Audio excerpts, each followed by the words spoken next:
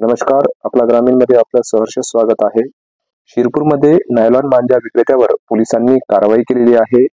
वाशिम जिल्ह्यातील शिरपूर जैन पोलीस ठाणे हद्दीत पोलिसांनी नायलॉन मांजा विक्री प्रकरणी तातडीने कारवाई करत गुन्हा दाखल केला आहे.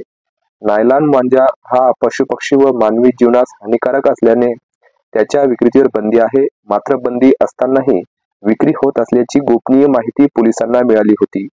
13 जानेवारी 2025 रोजी शिरपूर टाउन भागात छापा टाकून मोबिन खा इसा खान आतार वय 47 राहणार शिरपूर याला नायलॉन मांजा विक्री करताना अटक करण्यात आली.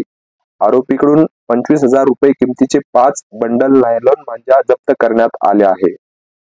आरोपी विरुद्ध भारतीय दंडविधान कलम 125, 292, 223 BNS आणि पर्यावरण संरक्षण अधिनियम 1986 च्या कलम 5 अंतर्गत गुन्हा दाखल करण्यात आला आहे. शिरपूर जैन पोलीस निरीक्षक रामेश्वर चव्हाण यांच्या मार्गदर्शनाखाली हवालदार संदीप निखाडे, अंमलदार गणेश देशमुख, हरिहर गावंडे आणि कैलास बळी यांनी छापा मारून कारवाई केली. यासाठी पोलीस अधीक्षक अनुज तारे, अप्पर पोलीस अधीक्षक लता फड आणि सहाय्यक पोलीस अधीक्षक नवदीप अग्रवाल यांचे मार्गदर्शन लाभले. नायलॉन मांजावर होणाऱ्या अपघातावर नियंत्रण ठेवण्यासाठी पोलिसांकडून कठोर पावले उचलली जात आहेत.